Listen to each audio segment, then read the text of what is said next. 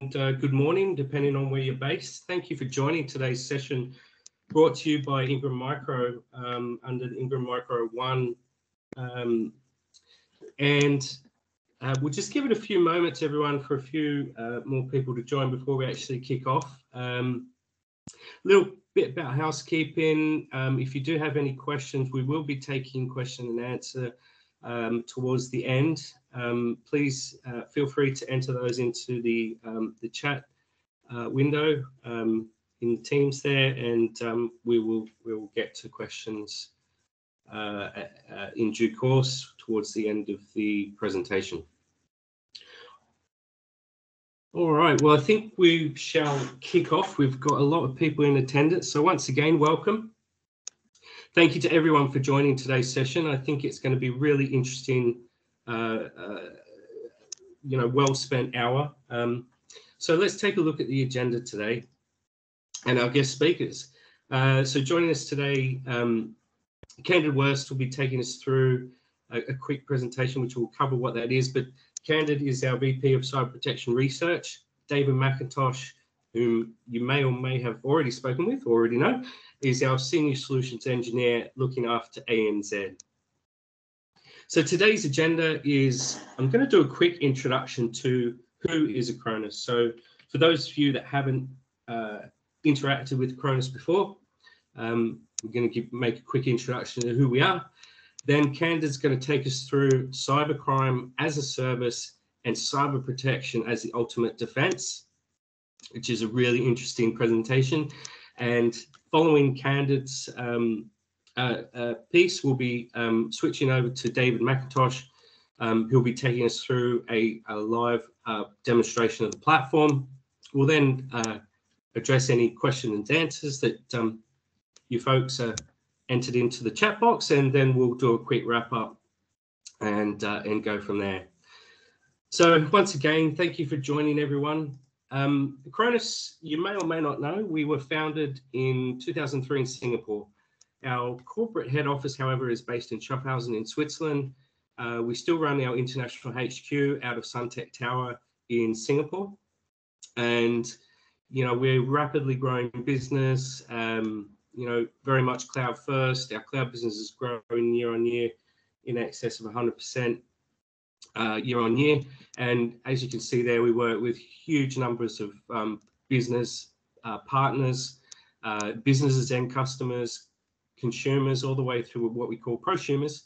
And we're operating throughout the world, 33 different countries. We've localized our products in more than 40 languages so that we're able to address the various lingual needs of everyone around the world.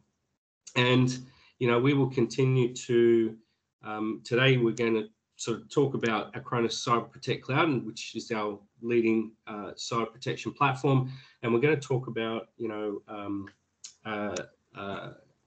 how we help partners, build more profitable portfolios upon that platform, in more sense.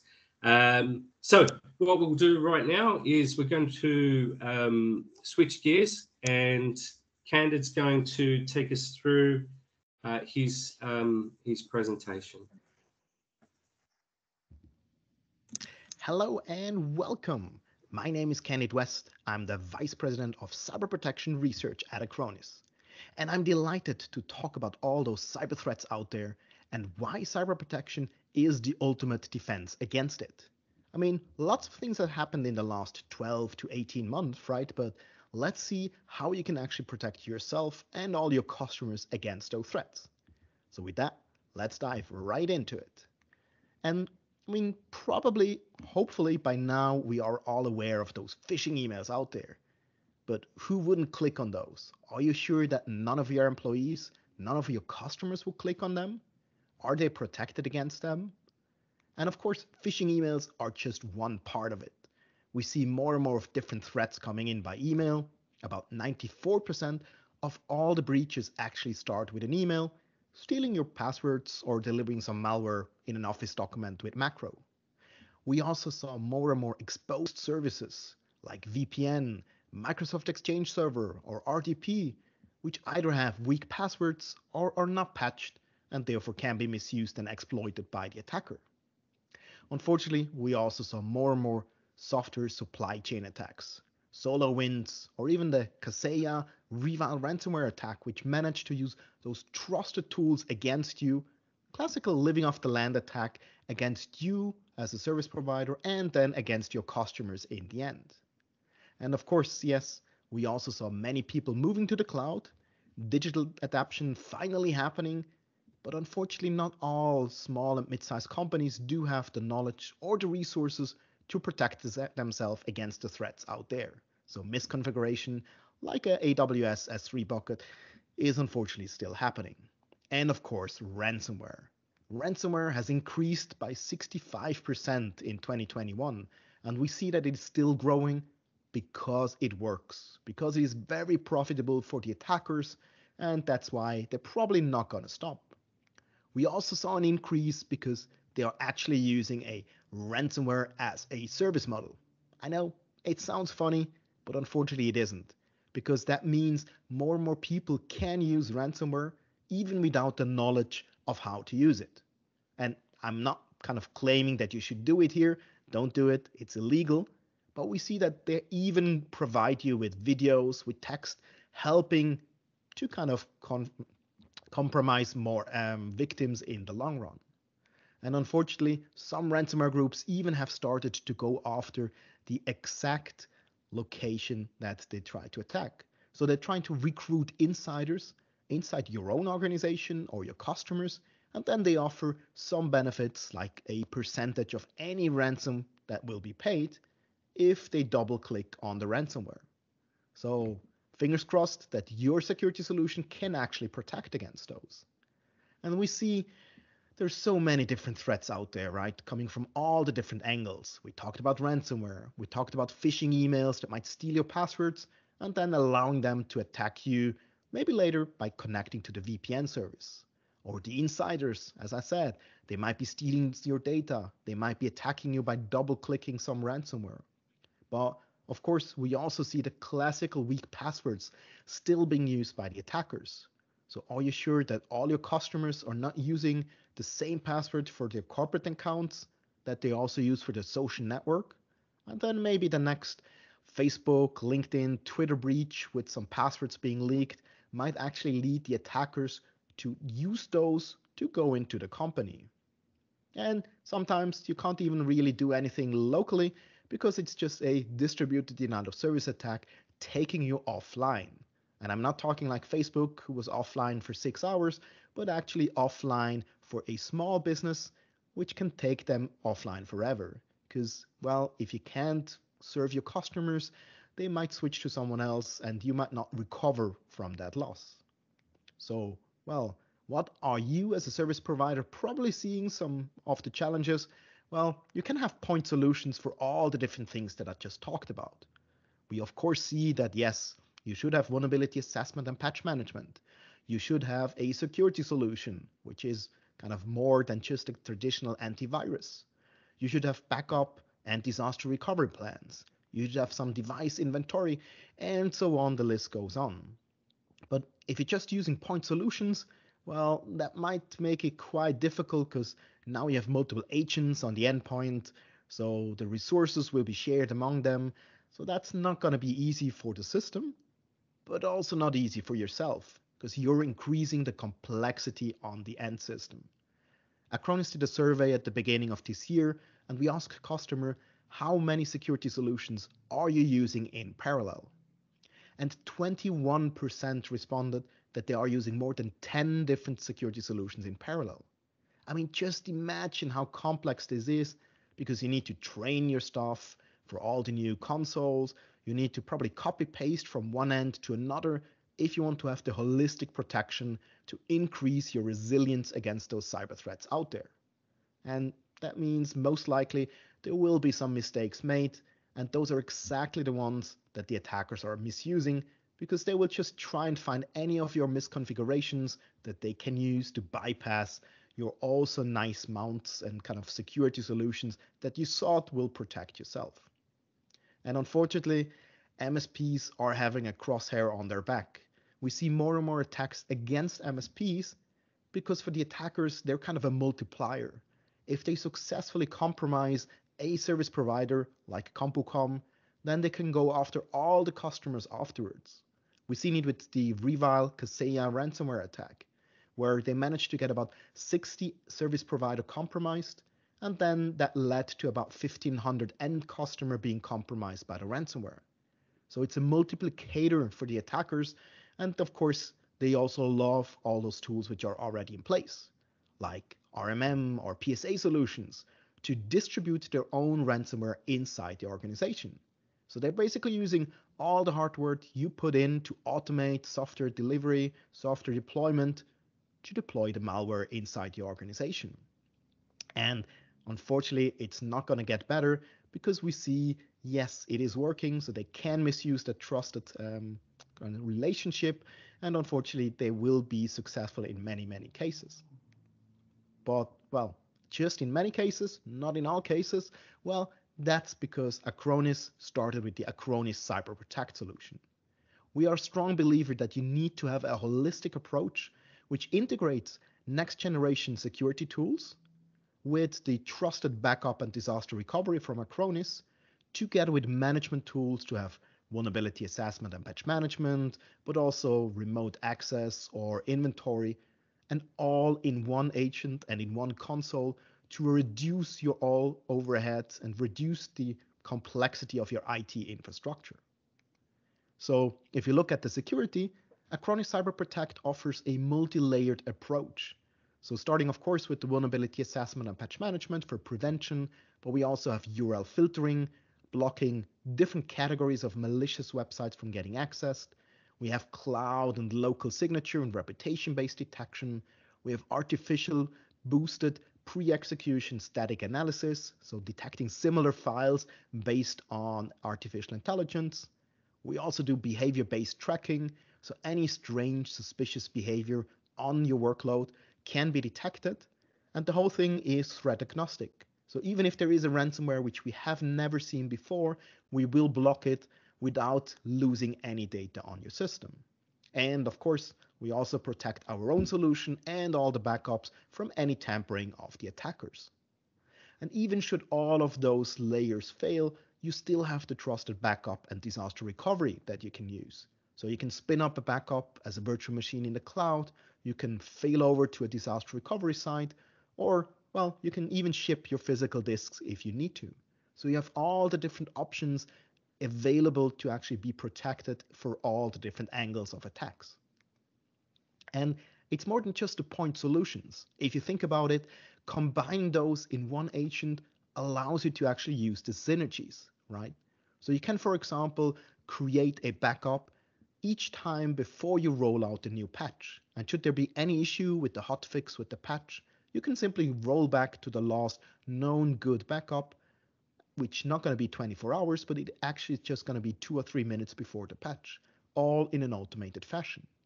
You can scan your backups up in the cloud to make sure that if you do restore, you actually have a clean backup where no backdoor is stored by the attackers.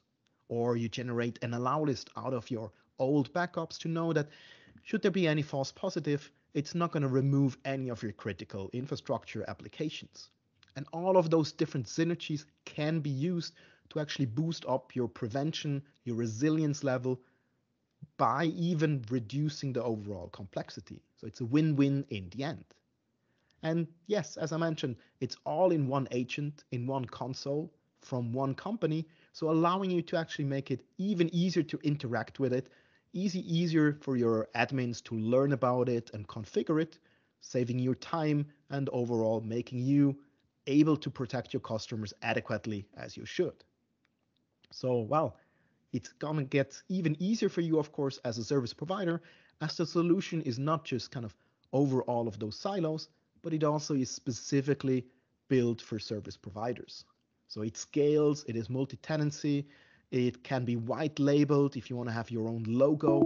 You can integrate it with Autotask, ConnectWise Automate, Kaseya. Yes, I'm aware of the irony there, but you can also expand it with your own integration with the RESTful API that we provide, making it easy for you to automate your normal tasks, reducing the overhead of manual labor, but still providing that security level.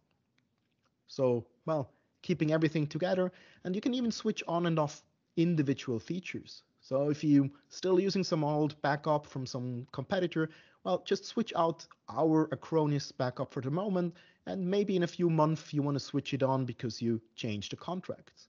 Or for specific workloads, you might not want to switch on the URL filtering, so you just disable it and apply to a group without the hassle of going through different console, all in just one protection plan that you can apply to all the different groups.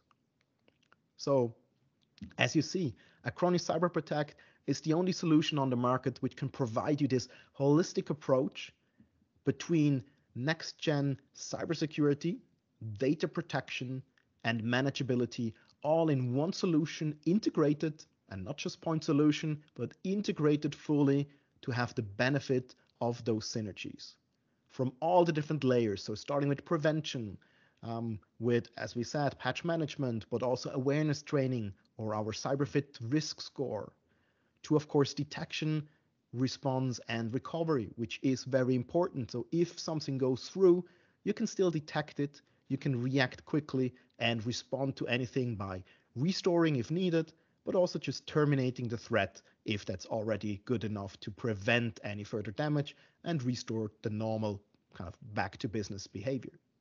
And should you need to do a drill down, we even provide you with forensic backups where you have a full memory dump and a one-to-one disk image. So you could do forensic analysis for a root cause analysis if you need to do so, and this all in an automated fashion.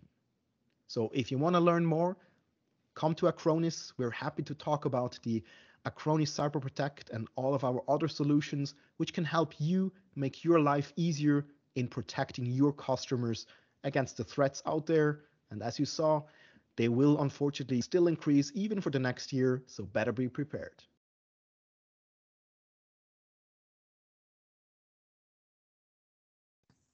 All right, I hope you enjoyed Candace's presentation. Right now, what we're going to do is switch gears. I'm going to ask David McIntosh to step up to the plate and take us through a live demonstration of the platform, some of the features that Candid mentioned during his presentation. So over to you, Dave. Thanks, Dave. Good day, everybody. How you all going? As I was introduced, David McIntosh, Senior Solutions Engineer for Australia and New Zealand, based here in Sydney. If you were to look over my shoulder there and round the corner and down the street, you would see the Opera House. Take my word for it, it is down there. And what I'm going to do is I'll give you a little bit, very, very briefly, first up, a little bit of, we'll just say, technical context, really, on the Acronis platform, just so that it kind of makes sense where this is all going to fit together in a kind of cybersecurity approach. So, as I say, this technical context to kind of make a bit of sense out of things. And just as Candid was mentioning there about the increase in growth of cybersecurity threats, I think it's fair, and it's certainly been what I've seen personally, and what my colleagues in the industry have shared with me as well. We've got this sort of delineation that you could view the world through, and one of them is pre-COVID and the other is post-COVID. I know we're still in COVID, but that sort of delineation when everyone suddenly went and worked from home. That was such a paradigm shift in the way that customers work and managed service providers work. It's also, we have definitely seen a change and a shift in behaviour in the behaviour of cyber criminals as well.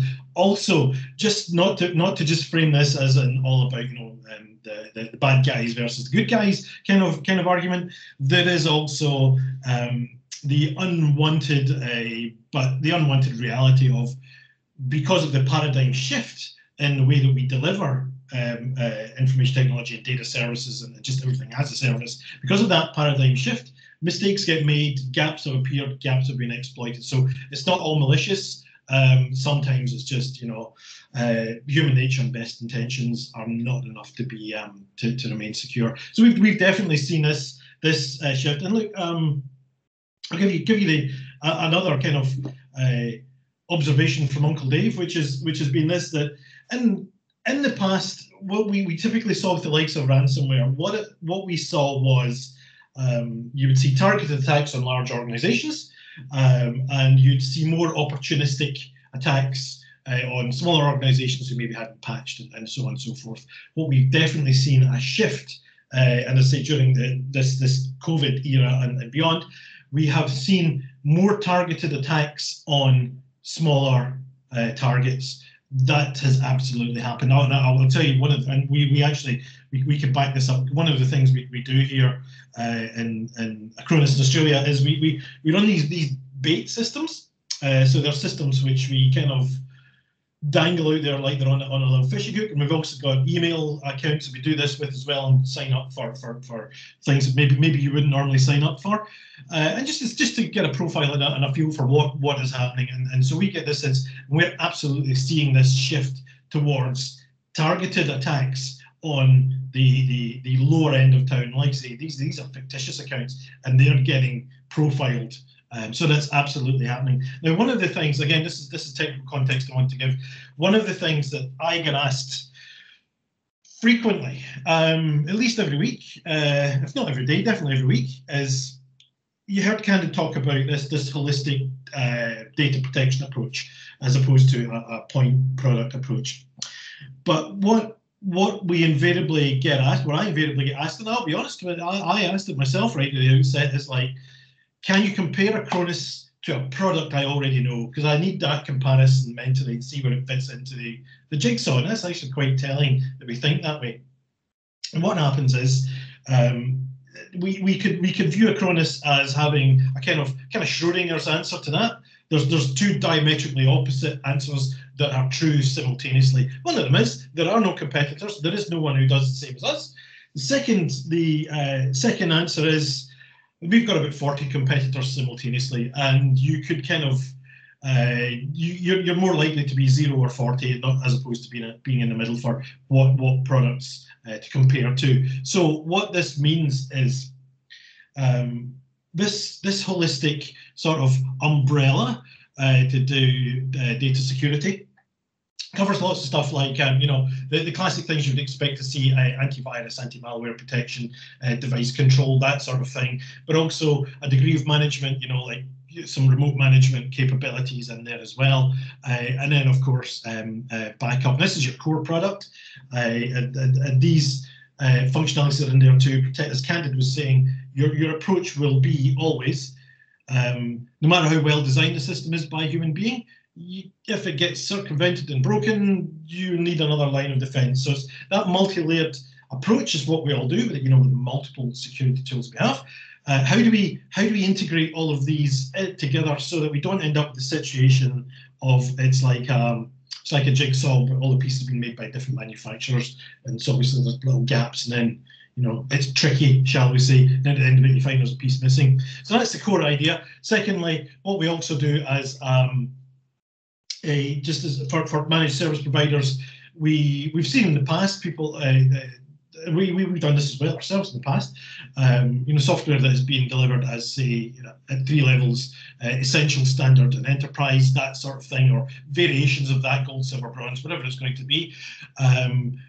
What we found more effective in the managed service provider space is the ability to then do these likes of add-ons, these advanced packs. And what advanced packs basically do is allow you to pick and mix, like going down to the streety shop and saying, I'll have some of these, I'll have some of the red frogs, but none of the cola bottles, please. That kind of idea. What it does is it makes your offering far more efficient. So you may have someone who's interested in advanced security, advanced email, not so interested in disaster recovery. So you can kind of pick and mix that. That's the idea. So that's the context. So let me show you how this actually all wraps together. So first up, as I was saying, the platform itself, I'm going to log in here on Safari. The platform itself is native MSP product, how I would describe it. It's not an enterprise product that has suddenly had a bit of cloud lipstick put on it and pretend it's, you know, it's a cloud native product. It isn't. So what I'm going to do, I'm going to log into this fictitious service provider environment I've created previously. It's the Australian Zoo services. You may have noticed I also have the New Zealand Zoo services running as well, but I'm going to do this today in New Zealand, sorry, in Australia. And what we've got here, I've got, as I say, that multi-tiered approach of you know, the service provider, partners, tenant sort of arrangement that you would expect to see in the service provider first platform. You also see written across the top here, two-factor authentication has been disabled.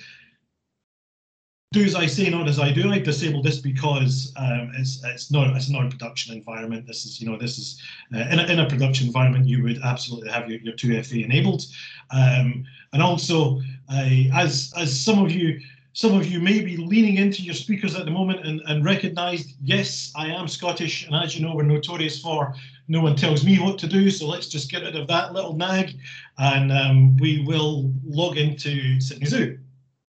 So Sydney Zoo, as I was saying, the environment that we run here in just so happens in Sydney it's the Wild West. I deliberately attacked this machine a lot with ransomware and other shall we say, other dubious bits of code. So it's kind of the same things that you shouldn't be doing. We do them on your behalf is basically the gist of it. Put the system through its paces. You know, you can absolutely get a hold of malware and test the system to destruction, and we're more than happy to do that. And then taking the multi-layered approach and saying, right, what happens if I have actually managed to infect a system? What if I defeat that layer? How's this one going to behave? And that's kind of what the platform's telling me is going on here. And also that holistic approach, you know, like say that igloo, that holistic data protection approach. There's a few things that are basic good practice, and you are better off setting up as a policy and automating, and that is stuff like, you know, patch management, vulnerability assessment, that kind of stuff. It is an absolute truism that the majority of attacks that are successful, there was already a patch in play that could have prevented it. I think it's 60% plus, maybe 70%. It's in that region between the 60s and 70s. You know, kind of where my where my grades at school used to be in. You know, in that just getting by kind of zone. That's roughly the number of attacks that could have been prevented by a simple just do your patching. The other thing is the other vector that is commonly used for attack is email security. So with luck, we'll have a moment to touch on that. Now, also, I will qualify this with, you know, when I go through and show you kind of how this multi-layered approach works in real life.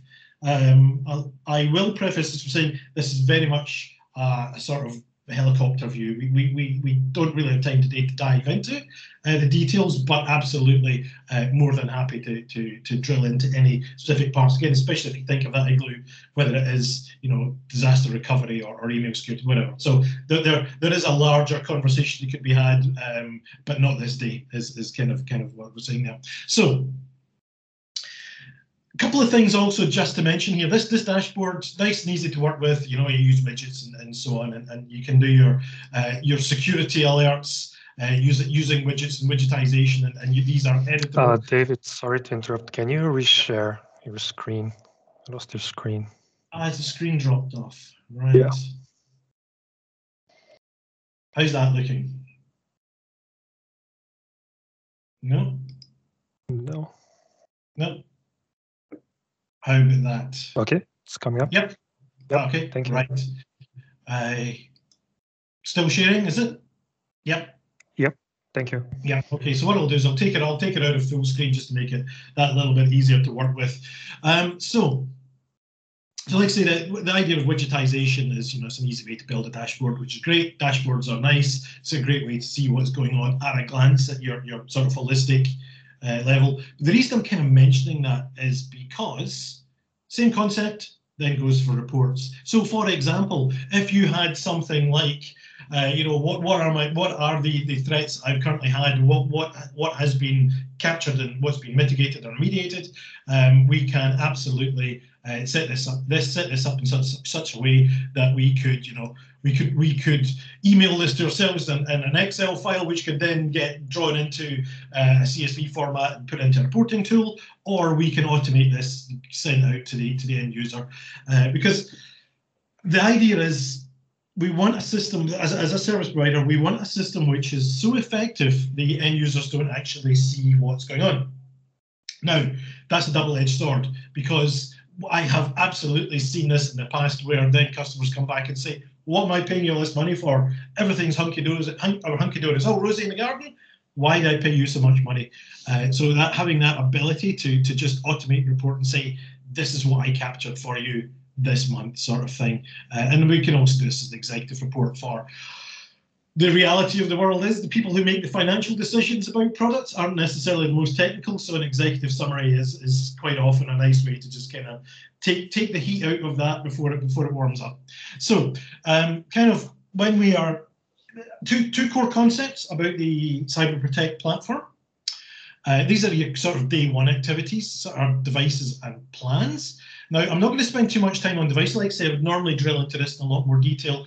But what I will say, in this environment, in this Sydney Zoo environment, the reality is your cybersecurity posture must have this ability to adapt and standardize. Now, by this, I mean, it was a truism that was told to me years ago.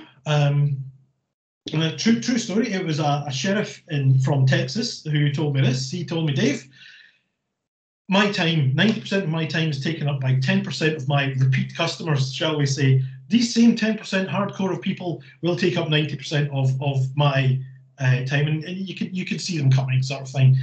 This is a kind of truism that holds true in many parts of life, and definitely in the service provider land, absolutely. So what we see is we are not like, we don't have the benefits of an enterprise IT environment. An enterprise IT environment might say something like, laptops, all from Dell, servers, all from HP, all the clients are Windows 10, all the servers are Windows 2019, this patch level, here's your stack of software that you can use. Everything else is locked down. That'd be nice, and that's you set your boundary and you can kind of control that and you can secure the edges. Service provider land, someone can rock up and say, we use this particular database in our environment. We've got it distributed everywhere, and I'm using a real life example here.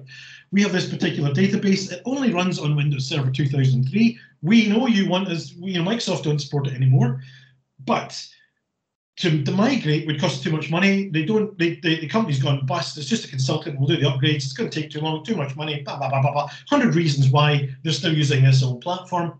So what is very, very powerful is having the ability and breadth to say, well, we could support all of these legacy systems. So for example, Windows Workstation, we're supporting currently back to XP, Windows 7 supported, all very happy. Yeah, Windows 2003, no problem. And so on, and this is true now on your Mac OS levels, really quite retrospective. Also, incidentally, it's not just about retrospect, there's future facing as well. So Windows 11, Windows 2022, both of those fully supported at the moment. Mac, yeah, all the silicon chips in one today moving forward. Now, the reason I'm mentioning that, not to labour about devices, and I'm not going to go into all the details about how easy it is to deploy. Normally, you can do your Microsoft 365 and your Google Workspace, your at service systems as well, and you do mass deployment, all of this good stuff. The point really is, once when you've got the ability to, like I say, consolidate and then standardize, because you can say, right, even that antique Windows 2003 server, I've got it on the same security footing. That's going to free up so much time, just right there. You're not going to be forever chasing, Googling here, there, and everywhere to find out what to do and try and repair this old system. So anyway, that's kind of the important thing. Also, I'm just going to mention here, AZ. That's all of these acronyms obviously mean something to me, but these are running in Azure Cloud as well. So that's just a little comment there as well. So as you can see, the hypervisor, Apple, you name it, there's an iOS device. So anyway, that's devices. The next step, you sort of day one sort of approach, and this is about the igloo. You've got your resources, so whether it's a physical device, virtual device, something that's running in the cloud, really very, very flexible, something you're holding in your hand. What you then do is you say, right, how am I going to protect that? I've created a lot of protection plans. Kind of guy I am. I like modular plans. But what we can do is basically we look at this and say, how are we going to secure this environment? So this really is where the rubber meets the road with what we've been discussing. Now, it's a multifaceted approach. As I say, you can have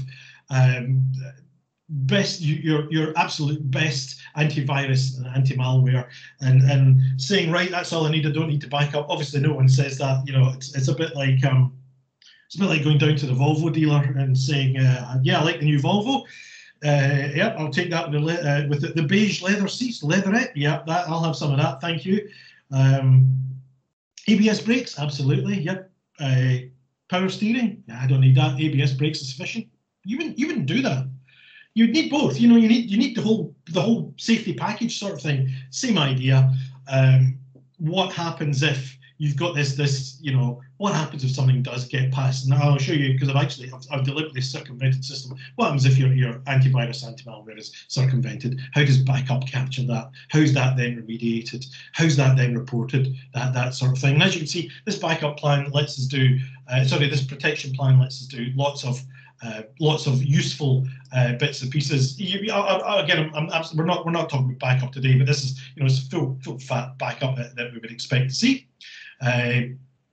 What is probably more relevant for today's conversation, yes, disaster recovery, which is beyond the scope of today, but basically what disaster recovery does is take the backup you've made in the Acronis cloud and mount it onto a hyperconverged node in the cloud and make it near instantly available. By near instant, we're talking, typically when I've done this, you're booting up from cold, you know, from a static backup to a running server accessed and serving data to real end users, sub 5 minutes, single digit minutes is normal. Sub 5 minutes is pretty typical in my experience. But what we're going to kind of have a little look at today is probably a bit more relevant. Antivirus, anti-malware is probably one of the components of your approach to security. And actually, what I'll do is I'll just a very brief segue here. In Australia, we've got what's they're known as the Australian Cybersecurity Centre, and they have issued a framework for businesses, and and it's about how to increase your security posture. It's called the Essential 8. And so we're seeing a lot of government organisations and medium and small organisations now kind of assessing against the Essential 8 and then using that as a framework to then increase their security posture. So what this platform is doing is taking a lot of components that are in Essential 8 and saying, right, how can we build these up, and how can we assure that they're actually delivered, report that they're delivered, verify back to an end user, yeah, we've got a backup which is we've got a backup which will run at these times. We have an antivirus which is more than just a signature engine. So just, you know, all of these things can then get fed into a security posture and then reported on. So if you're familiar with the Essential 8, absolutely, it's worth jumping in and seeing where Acronis fits in with building it. If you haven't seen Essential 8, have a look at it. It's a worthwhile kind of framework just to use anyway. Anyway, so that was just a little aside. I'm just going to mention a little something about anti-malware and antivirus. Now, one of these things is antivirus and anti-malware have been around for a long time, since at least the 90s. And what they initially did is they used a signature-based engine. Signature-based engine looked at the file hash, and the file hash was like, yep, that's a known virus. We are therefore going to quarantine that, right? tried, tested, true, works very well. It's actually got a use today, and I'll show you that in a few minutes, where it's actually still very, very powerful. Second step of your sort of framework there is artificial intelligence. What an artificial intelligence engine will do is something like, okay, passed the file test, never seen this before, completely new file. However, inside that there's a procedure that raises a user from, say, user up to admin. That's not cool, right? That looks pretty bad, so that'll get quarantined. And the third approach is a behavior engine. This is what Acronis kind of sets clear blue water between ourselves and others, and absolutely protects against, you know, ransomware and crypto locking. Is this behavior engine. What behavior engine will do is that will say, right, there's a behavior here which is file is clean, past artificial intelligence, but the behavior is a bit shady. It's doing something that probably shouldn't be. I'll actually show you what that looks like. I've got that running here in this environment, this active protection. And what active protection, let me just move that moment. What active protection do, you can probably see there, we've got 3 grades of notify only, stop, process, or revert using cache. We're going to revert using cache. In this environment, I'm very much aware of time here, but in this environment, we've got a couple of side-by-side Windows 2003 server systems running. This one on the left, this has the Acronis agent running, and it has that revert using cache for trapping malware. On the right, as you can see, you can just take one look at these guys. This system admin clearly on the ball with his wallpaper. This one is just a bit more lackadaisical, just takes what comes out of the can. As you can see, there's no agent running here. It does have Microsoft Defender, which is using anti-malware, the anti-malware detection. And what we've got is both of these systems are running with. We've got some high-value data here. Someone's been typing away all morning and typed up some useful documents. And what they've done is they've then gone and clicked on a link on their email, and it's downloaded this little piece of ransomware. This is a real file that would cause you mayhem if you ran it in your own environment. So I'm running on the virtual machine. It's a little XOR algorithm which basically does a bit flip and of the file headers, because that's what the bad guys tend to do. It's very, very efficient when you look at it. Just basically a lot of time just flip the headers, and you can, not the actual file itself, but what it does is when you render everything encrypted that way, it's as if you had encrypted the whole lot. And so that means that you can encrypt a lot of files in a very, very timely and efficient manner. It's very, very elegant, but not very good outcome. As you can see, this is pretty bad. So yeah, bad day at the office there for the lazy admin. Meanwhile, this smart guy who's gone and he's installed his Acronis protection plan. However, the user has gone and clicked on exactly the same file. It's done the same thing. It's encrypted all the documents. Let's see, that behavior engine spotted it and said, that's not cool. And to see what it does is it reads back the write commits that went to disk and just reverts them back.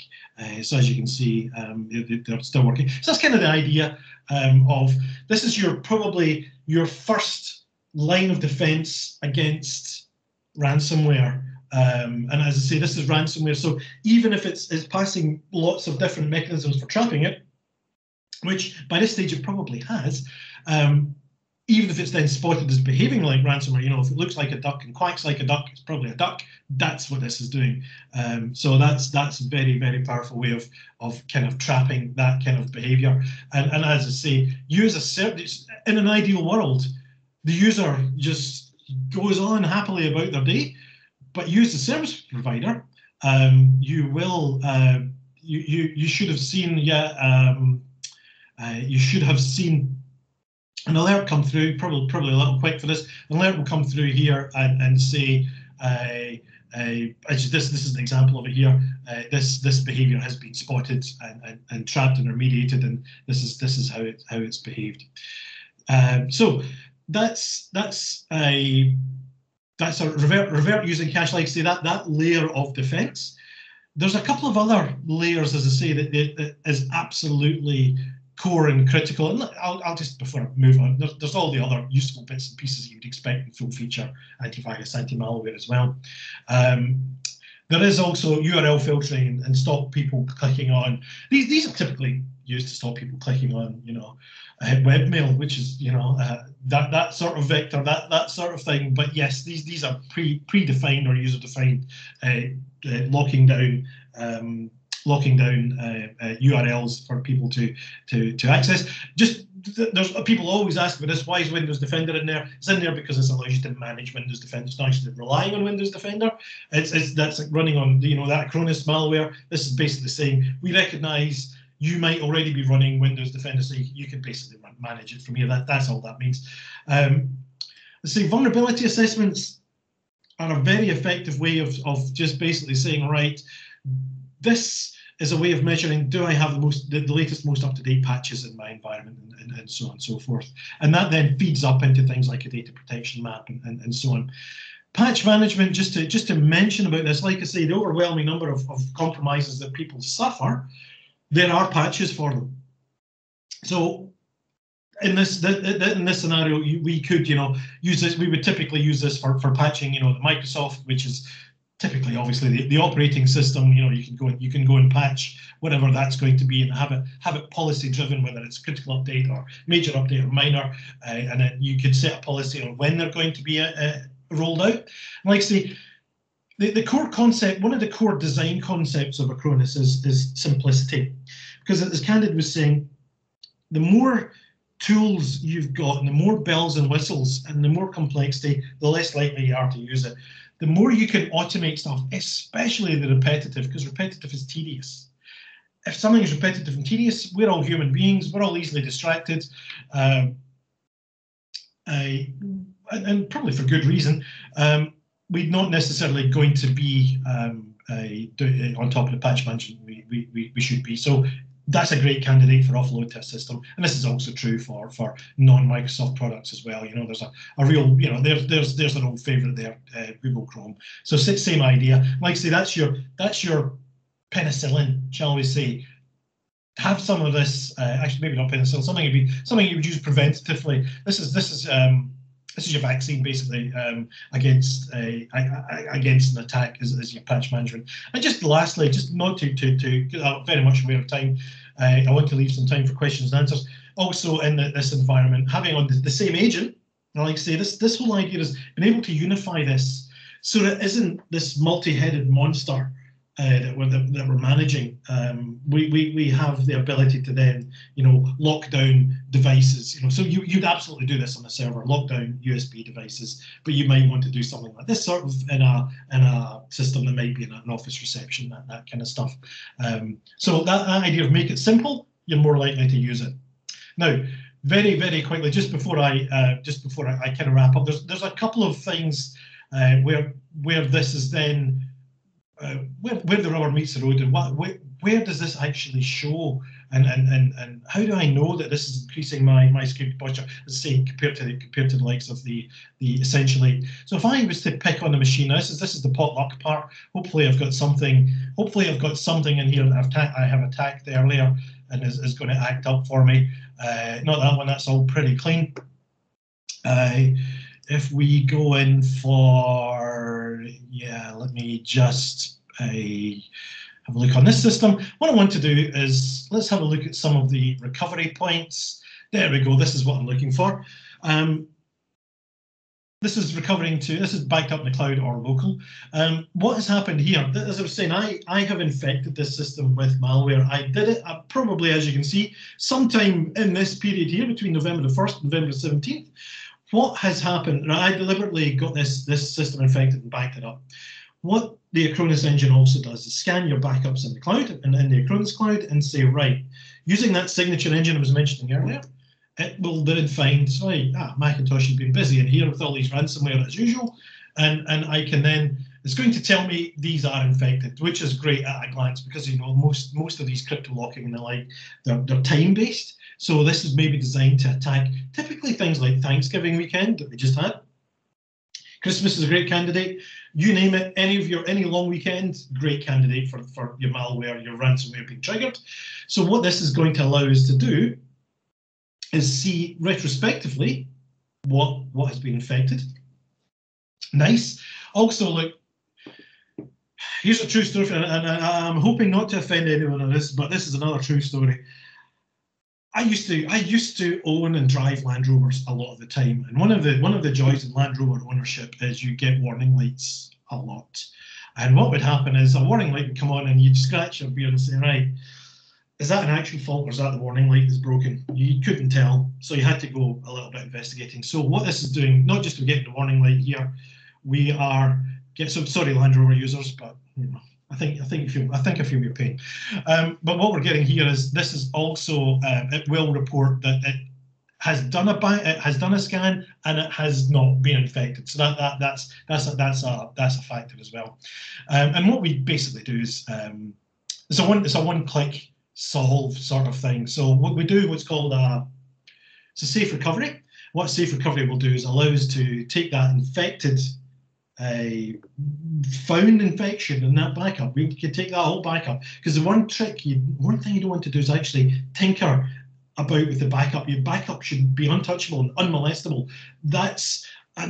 You don't want to be, because that opens up another whole vector and a whole can of worms if you can manipulate that backup. So you want to recover the whole lot, but strip out all the malware. So that's the kind of thing, easy recovery from that sort of scenario. And I'm sure more than a few of us have been in that situation.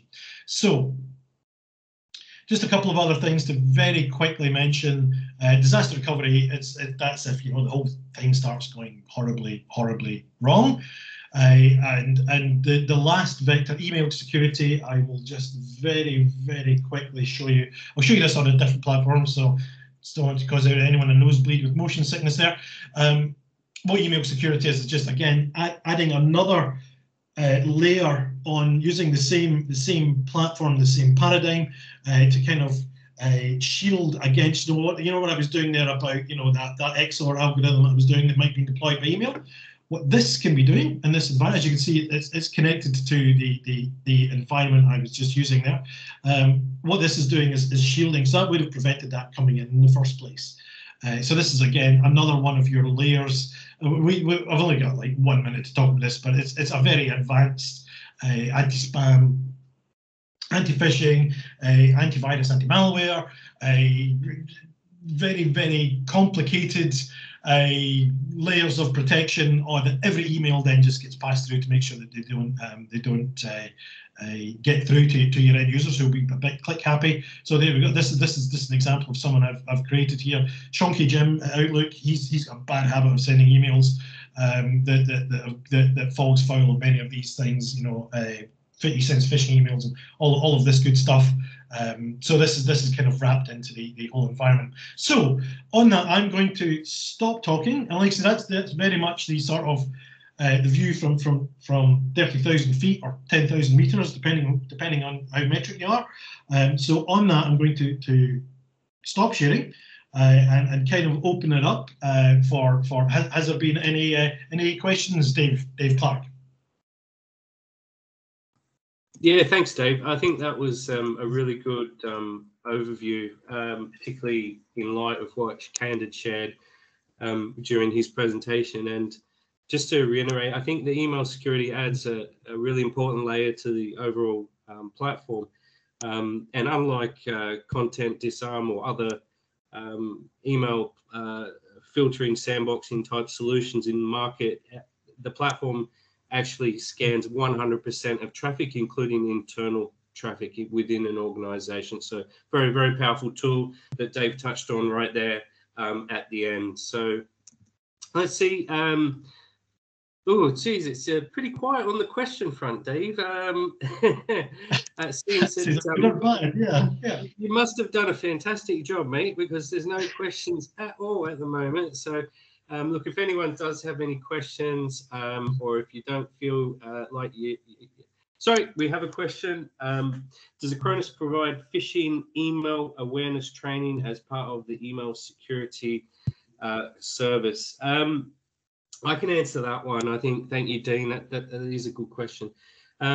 We do offer such security awareness training. There is part of our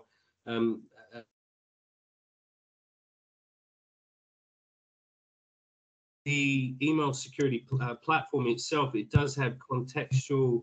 It does display contextually within the email. So if it provides contextual advice, I should say, to the recipient of the email. So if an email has been forwarded through and it's been deemed safe, it still places small, I guess, warnings within the email. Are you sure this is from a reputable sender, and so on and so forth. So that can be somewhat useful. The other thing that you do get with the email security platform is access to email security experts. So there's a team of security engineers that you can ask to look over emails. You can escalate to that team as well as part of that. But if you're interested in security training, and particularly around that topic of email awareness, then we can certainly help you, Dean. If you'd like to find out more about that, then just we'll arrange a follow-up session with you, and happy to do that. So just ping either your local Ingram account manager, and they'll be able to connect you with Dave and myself. Hopefully that answered your question to some degree. Not only email awareness training, but obviously there's other security training as well that we have within the portfolio that is available to our partners to provide to your end customers, if that's something you feel that you need to be doing. And it's always good advice to be doing that sort of training for your end customers. So quick wrap up from me. Again, really would like to thank everyone for joining today's session. I think we had a relatively strong turnout. If you are interested in following up on some next steps, then we'll really encourage you to do a couple of things. You can start a free 30-day trial of the platform, actually start getting under the hood and playing with the testing the console that Dave was actually showing, setting up some workloads of your own, setting your own protection plans for different types of workloads.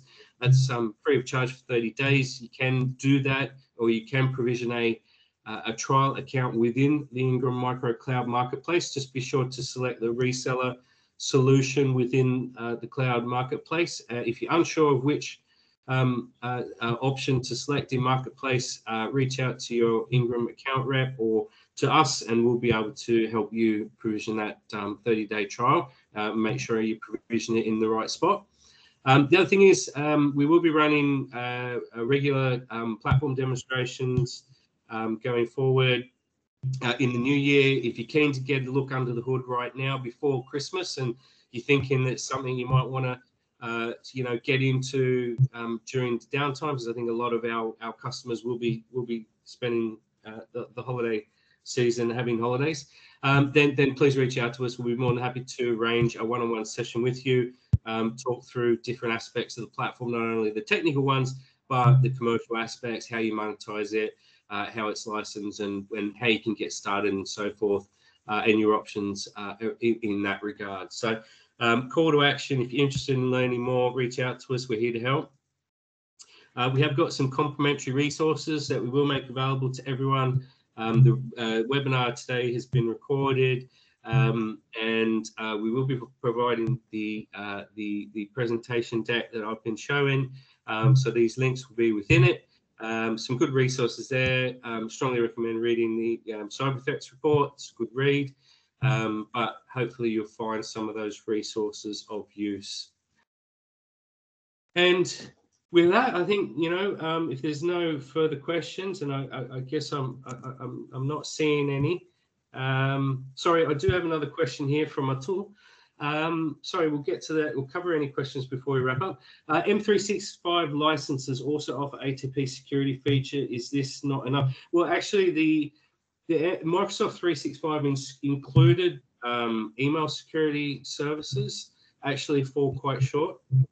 Atul, we'd be more than happy to take you through a more detailed discussion around that, because there are a number of areas where the Acronis email security platform and capabilities that are not offered within the included Microsoft 365 email security features that are going to give you that increased protection, make sure that your users are not getting malicious emails into their inbox. So really welcome the opportunity to have a follow-up session with you regarding that. Another quick question from Dean was, thanks, what level of roles can be set up under the portal for admin or basic help desk access? So, Dave, I might get you to answer that one, mate, because we've got a role-based user, right? Yep, absolutely. So all of the functions that are access control, role-based access, basically, yes, you can have admin with the keys to the kingdom, you can have read-only admin, you can have users, so yes, there's always a minimum of 3 user levels for different functions. It's really very straightforward to set up. And whether this is also at things like service provider level or backup operator, that sort of thing. So yes, they're baked in. Yep. Absolutely, thanks, Dave. And I think the other point, Dean, that might be of interest, if you've got customers that self-manage, within the customer portal, when you provision the tenant, you can actually elect to provide the customer with admin access if you wish, if you want them to run and operate their own. As the service provider, you always control what capabilities that the customer has access to if they're self-managing. Obviously, we recommend that you provide a fully managed service out to your customers, but the option's there should you need it. Okay. Well, I don't see any further questions in the chat, and we are right on time, 1 minute over. So once again, look, thank you very much for the questions, Dean, Atul, appreciate those. Certainly look forward to following up with you guys. Thank you again to everyone for joining today. We hope you enjoyed today's session. Keep an eye out for the recording and the slide deck. And, we look forward to speaking with everyone who's interested in having a follow-up discussion with us. So thanks again, everyone.